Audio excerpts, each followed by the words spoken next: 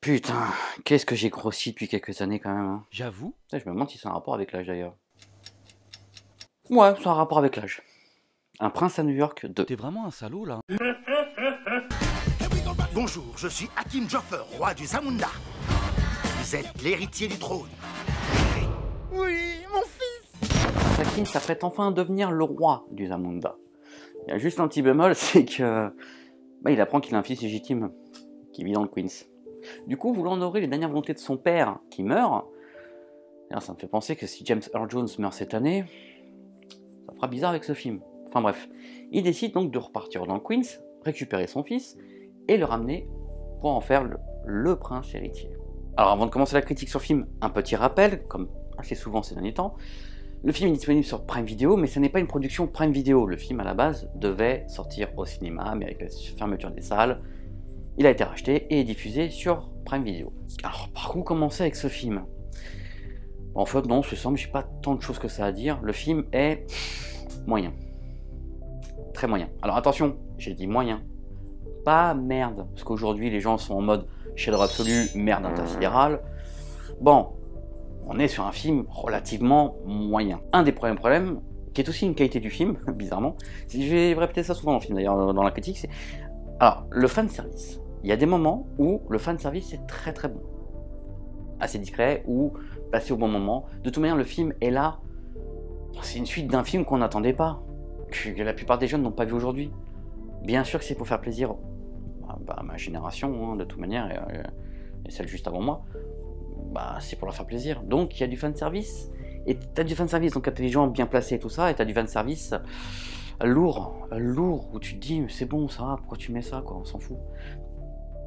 Ils auraient dû garder ce qui était discret, et de temps en temps mettre un bien dans ta gueule pour te faire plaisir, mais pas blindé autant que ça. Le film est trop blindé de fanservice, et du coup, comme je t'ai dit, t'as des moments où ça fonctionne, et t'as des moments où c'est très lourd. Et tu as le même constat au niveau de l'humour. Tu as quelques vannes qui fonctionnent bien, je trouve. Après, l'humour, c'est relatif à chacun. Hein. Mais t'as 2-3 vannes quand même qui m'ont fait sourire. Et tout le reste, c'est de la merde. Tout le reste, c'est de la merde. C'est convenu. Tu la sens venir à 100 km, la blague. C'est dommage. Alors, je sais que t'as beaucoup de critiques qui tombent sur le film de te dire « Ouais, c'est beaucoup de vannes en dessous de la ceinture, un peu, voilà. » Oui, comme le premier. Donc, et qu'on me dise pas, non, c'était moins, c'était... C'est kiff pour Echo. Sincèrement, on n'est pas trop loin de la même chose. Par contre, effectivement, il y en a peut-être un peu plus. Par contre, parce que le film dure 30 minutes de plus que l'original. L'original dure 1h30, là le film dure 2 heures. Et ça, c'est un très gros problème du film. Le film dure clairement une demi-heure en trop. Une demi-heure en moins, ça aurait été, je pense, plus rythmé. Parce que tu as vraiment des scènes qui n'apportent rien, qui sont là pour remplir, et c'est dommage. C'est dommage. Tu retirais ces scènes-là, je suis sûr que tu gagnes une demi-heure, tu gagnes du rythme, et le film aurait été un petit peu mieux. Un autre petit souci dans le film qui, pareil, c'est 50-50, c'est il y a de la musique. Alors, pour que tu comprennes bien, c'est que le film ne se passe pas dans le Queens. Hein. C'est l'effet inverse, en fait. C'est-à-dire que ça se passe quand même dans le Queens, je crois. Mais en fait, il ramène donc son fils aux Zamunda. Et en fait, c'est un miroir, en fait, du premier film, où c'était lui qui allait au Queens. Donc, ce prince héritier qui va dans le Queens. Maintenant, t'as un mec du Queens qui vient dans ce palais, ce royaume, machin, tout ça. Et en fait, du coup, pour représenter donc, dans le royaume, t'as beaucoup de chansons. Ça peut fonctionner, parce que du coup, t'as tout ce côté un peu délirant dans ce fameux royaume du Zamunda. Mais, t'en as beaucoup trop. Beaucoup trop de musique. Ce qui fait que, encore une fois, pourquoi pas, ça peut être sympa. T'as même 2-3 petits caméos qui peuvent être sympathiques, mais il y en a trop, il y en a beaucoup trop. Ça casse le délire. Mais je pense que c'est encore une fois, c'est dû aux 30 minutes de plus. Par contre, un gros point positif, c'est les décors, les costumes sont sublimes. Il y a vraiment un très très beau travail de fait dessus, je trouve. Même les effets spéciaux pour une comédie comme ça, franchement, ça passe. Parce que t'as beaucoup de scènes flashback donc du passé dans le Queens, du coup, du premier film. Mais du coup, tu as des scènes inédites qui n'étaient pas dans le premier. Et donc, tu as donc le rajeunissement numérique. Et du coup, alors, tu as des moments où c'est plutôt bien fait, d'autres moments où c'est pas super bien fait.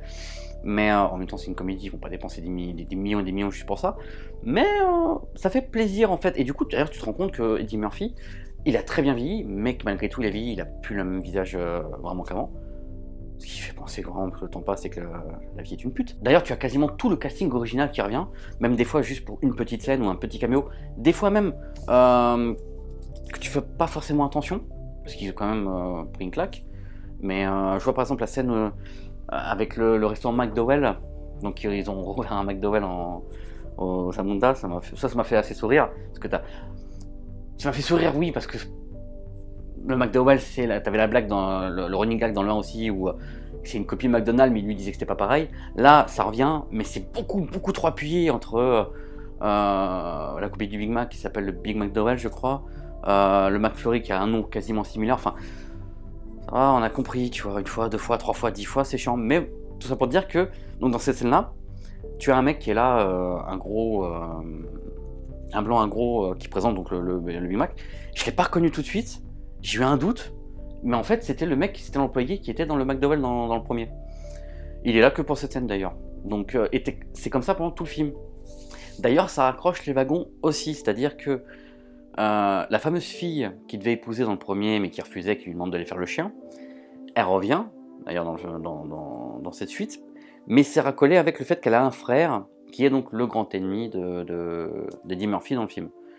Et qui est joué par Wesley Snipes. Mais là, on va s'attarder après... Non, on va pas s'attarder. Je vais pas faire de partie casting cette fois-ci. Ça n'a pas forcément envie. Je vais juste te parler de Wesley Snipes, qui est incroyable dans le film. Il est génial. Il m'a fait mourir de rire. C'est le gros point positif du film, c'est Wesley Snipes. Il est génial. Tu vois pas énormément dans le film, ce qui est un peu dommage, mais il se fait plaisir. Et... oh, c'est un régal de le voir dans un rôle comme ça, honnêtement. D'ailleurs, ils se font tous plaisir dans le film. C'est un truc qui ressort, c'est-à-dire que tu ressens que les acteurs prennent plaisir à jouer dans le film, qu'ils avaient envie de se retrouver. Et je pense que c'est un peu le prétexte aussi. C'est-à-dire que c'est un film qu'on n'attendait pas, personne n'attendait de toute manière. Et s'ils l'ont fait,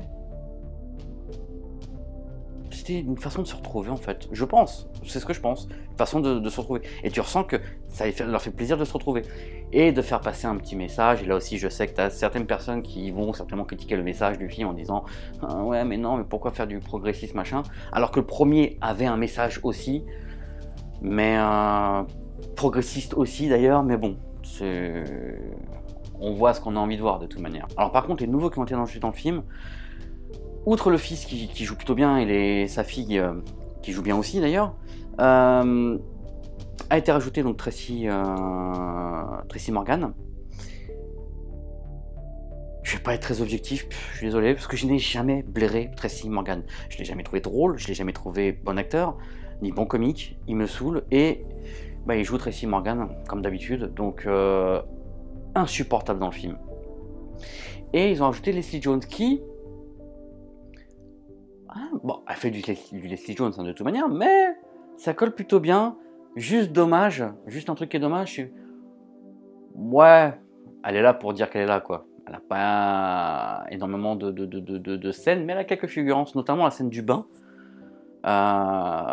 Si tu as vu le premier, tu sais c'est quoi cette histoire de scène de bain, qu'on voyait que pour les hommes, bah là maintenant on la voit pour les femmes. Je trouve ça assez drôle. C'est aussi drôle que dans le premier de toute manière. Ça vaut ce que ça vaut, hein. Mais déjà dans le premier ça valait ce que ça valait. Et là, on va s'attarder sur le vrai point du film. Parce que, alors le film il est, voilà, comme je t'ai dit, le film est moyen. Mais en gros il est quasiment comme le premier. Un peu plus faible que le premier, un peu moins bon que le premier, mais dans la globalité, c'est à peu près la même chose. Le premier film, Un prince à New York, donc, Coming to America, était sympa mais sans plus. Si on est honnête 2 secondes, c'est un film qui était sympa mais sans plus.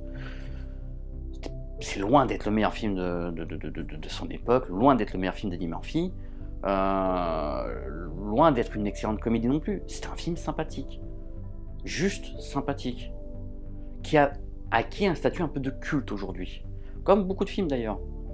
Ce que je peux comprendre, parce que tu grandis avec ces films-là. que tu aies 10 ans, 20 ans, voilà, c'est des films qui ont été à une époque et qui, c'est quand tu avances dans le temps, tu as ce qu'on appelle la nostalgie. Je critique souvent sur ma chaîne d'ailleurs le coup de la nostalgie. Et du coup, tu as certains films qui deviennent des classiques. Et les gens, généralement, confondent aussi d'ailleurs classique et chef-d'œuvre, ce qui est deux choses complètement différentes. Un classique peut être un film moyen. Parce que je rappelle que Judge Dredd est devenu un classique apparemment. Alors que c'est de la merde. Le fameux Judge Dredd avec Stallone. Mais bon, ça c'est un autre débat, on n'en parlera pas. Enfin bref, voilà, c'est une suite moyenne d'un film qui à la base était moyen aussi, sympathique mais sans plus. Cette suite est pareil, un petit peu moins bonne parce que trop de fanservice, trop de blagues et trop de scènes pour remplir. Enfin, une demi-heure en trop quoi, très clairement. Dommage. Merci d'avoir regardé la vidéo jusqu'au bout. T'as même pas remarqué que j'ai pas intervenu pendant ta vidéo. Oui, c'est vrai, ça Je tient. boudais par rapport à ta blague de début. Alors qu'est-ce que t'en redire? Bah, c'était très bien. Continue. Ferme-la. Toujours aussi agréable. Hein. N'hésite pas à t'abonner si c'est pas déjà fait, à activer la petite cloche, à liker, partager, commenter. Et on se retrouve bientôt pour une nouvelle vidéo.